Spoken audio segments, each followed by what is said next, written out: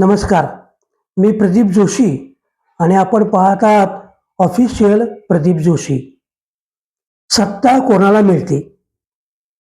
नगरपालिका निवडणुका आता येऊ घातल्या आहेत. सत्ता आपल्याच हाती मतदार देणार असे नेते मंडळी अगदी निक्षून सांगत आहेत. अहो, इतकी वर्ष राजकारण करून तुम्हाला जनतेचा कल समजलेला दिसत नाही. विकास कामाच्या गप्पा मारून सत्ता मिळत नसते. त्यासाठी मतदारांना खुश करावं लागतं.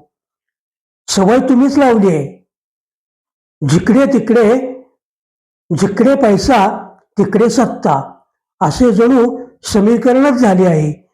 त्यामुळे एक लक्षात घ्या, तुम्हाला निवडणुकीत निवडून यायचं असेल तर तुमचा सारा खजिना तुम्हाला रिकामा करावा लागणार आहे. काळजी करू नका. निवडून आल्यावर त्याच्या दुप्पट कमवा. तुम्हाला कुणीही जाब विचारणार नाही. अहो, हीच तर आपली लोकशाही आहे. सांडपाणी रस्त्यावर येऊ देत, कचऱ्याचे ढीग साठू देत, भटक्या कुत्र्यांचा उपद्रव जाणवू देत, लोकांना पाणी मिळू देत न मिळू देत. तुम्हाला काय त्याचं? तुम्ही सत्याच्या राजकारणात मशगूल राहा. तुम्हाला जाब विचारण्याची कोणाची हिंमत नाही.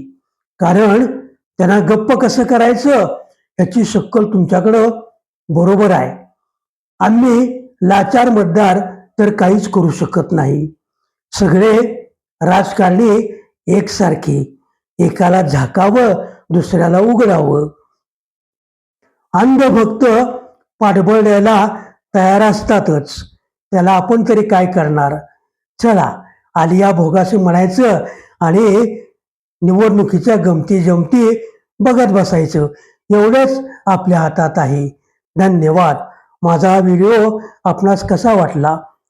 आवडला असल्यास लाईक करा, शेअर करा, सबस्क्राईब करा, कमेंट देखील द्या. पुनश्च एकदा धन्यवाद.